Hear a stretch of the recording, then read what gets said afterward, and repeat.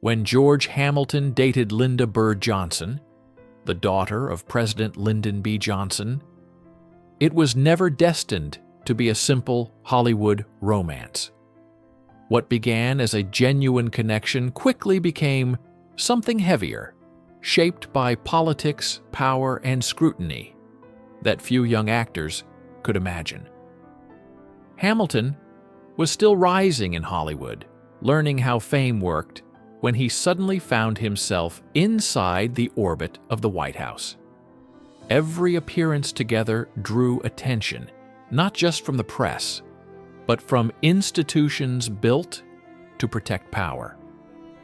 The relationship became less about two people and more about perception, image, and control. For Hamilton, it was a sharp lesson in how quickly admiration could turn into surveillance. Love, in this case, came with invisible boundaries and unspoken warnings. It was the moment he realized that fame, when combined with political influence, could stop being glamorous and start feeling like a carefully monitored test of survival. A childhood shaped by instability, that feeling of being watched and judged did not arrive out of nowhere in George Hamilton's life. It echoed patterns formed much earlier, during a childhood marked by constant disruption. Born on August 12, 1939, in Memphis, Tennessee, Hamilton grew up surrounded by surface glamour and hidden fragility. His father's life as a band leader brought travel, music, and polished appearances, while his mother embodied Southern grace and social confidence. Yet that world collapsed when his parents separated, forcing his family into sudden instability. Living briefly with grandparents offered warmth and structure, but their passing removed the last sense of permanence. Frequent moves followed, along with new schools and unfamiliar environments. These experiences trained Hamilton early to adapt, observe, and remain composed under pressure. Long before Hollywood, he learned that survival often depended on charm, restraint, and knowing how to read the room without revealing fear. Learning to belong anywhere. As Hamilton moved through private schools, boarding schools, and strict environments, he developed a defining skill: the ability to blend in quickly. Each new setting required him to rebuild himself, to appear confident even when uncertain. This wasn't vanity, but protection. By the time he reached his late teens, he understood that being seen favorably could be the difference between opportunity and invisibility. He carried himself with polish, but beneath that surface lived a constant awareness that stability could vanish without warning. When he returned to Hollywood in the late 1950s determined to become an actor, he didn't arrive naive. He arrived prepared. Hamilton knew the industry rewarded presence as much as talent. He took small roles, appeared on television, and waited patiently for chances that might allow him to prove depth beyond his looks.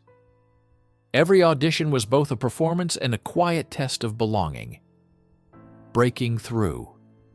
Too fast. Hamilton's breakthrough came swiftly, almost dangerously so. His performance in Crime and Punishment USA revealed an intensity and vulnerability that surprised critics and audiences alike. He wasn't simply handsome. He was expressive, conflicted, and capable of carrying emotional weight. The Golden Globe for New Star of the Year followed, along with international recognition. Yet success arrived before he had time to fully define himself. Hollywood responded by labeling him a leading man, a symbol, a marketable image. Expectations hardened overnight. Praise turned into pressure, and opportunity became conditional. The industry admired his depth, but preferred his polish.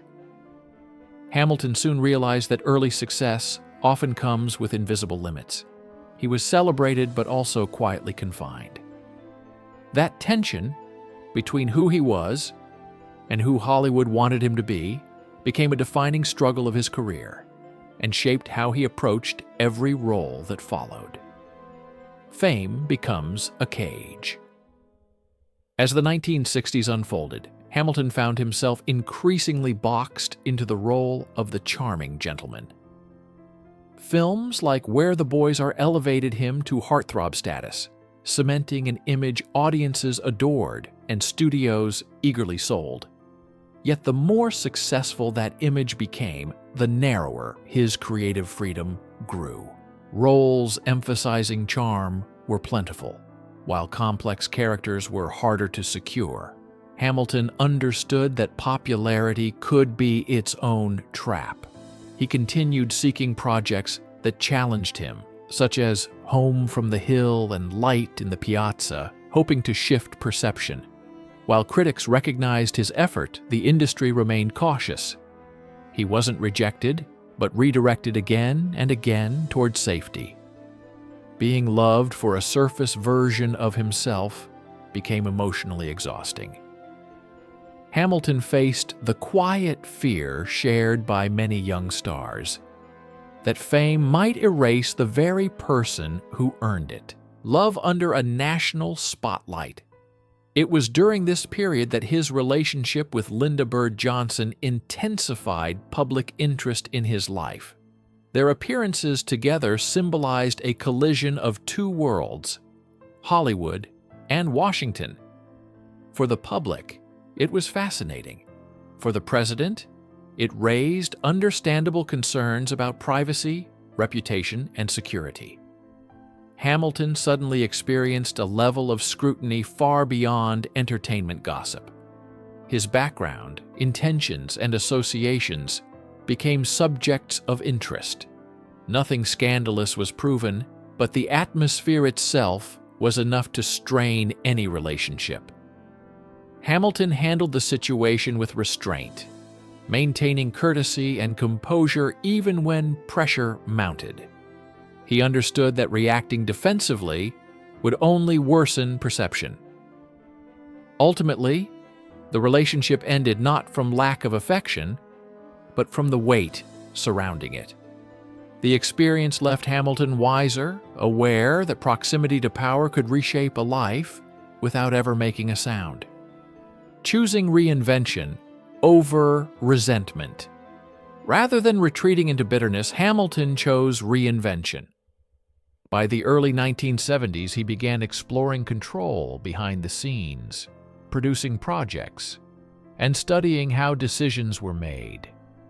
He realized that longevity required adaptability, not resistance. That philosophy culminated in Love at First Bite in 1979, a bold comedic reinvention that transformed his polished image into self-aware humor.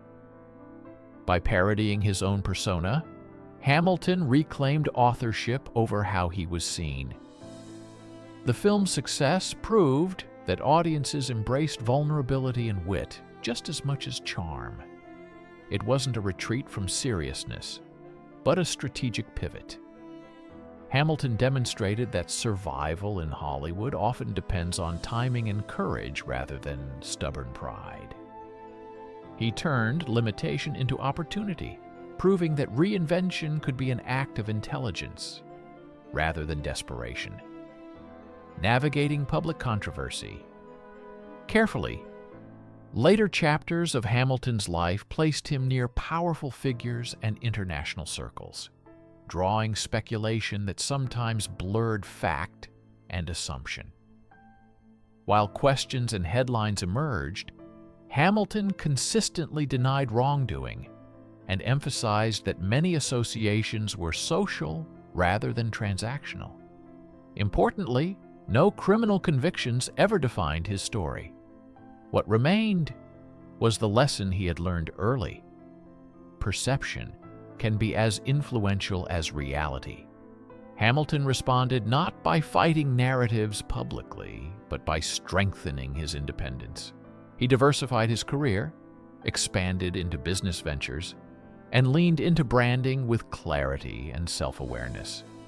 This approach protected him from being reduced to rumor alone.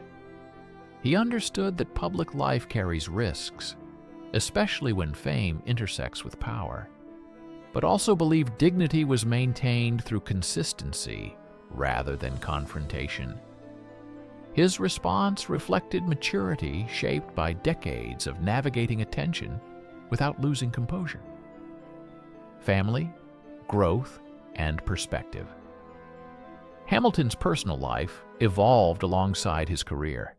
His marriage to Alana Stewart brought moments of genuine connection, parenthood, and shared responsibility. Though the marriage ended, their relationship transformed into a cooperative bond rooted in mutual respect and care for their son. This unconventional but stable dynamic reflected Hamilton's emotional growth.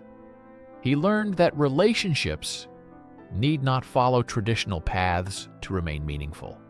As a father, he faced challenges shaped by a demanding career, yet remained present in ways that mattered.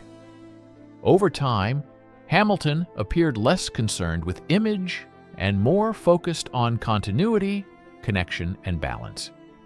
These experiences softened his public persona, revealing a man who had learned to value endurance over applause. Family became less about performance and more about presence, offering a grounding contrast to the volatility of fame. The legacy of adaptation.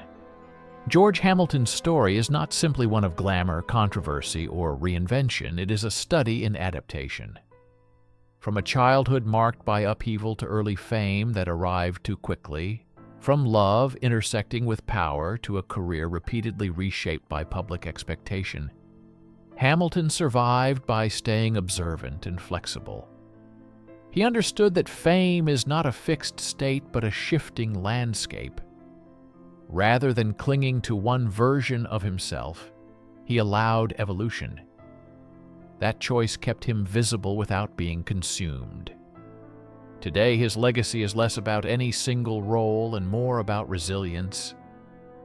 Hamilton became proof that longevity in public life does not require perfection, only awareness. In the end, he wasn't swallowed by the spotlight. He learned how to stand inside it without losing himself,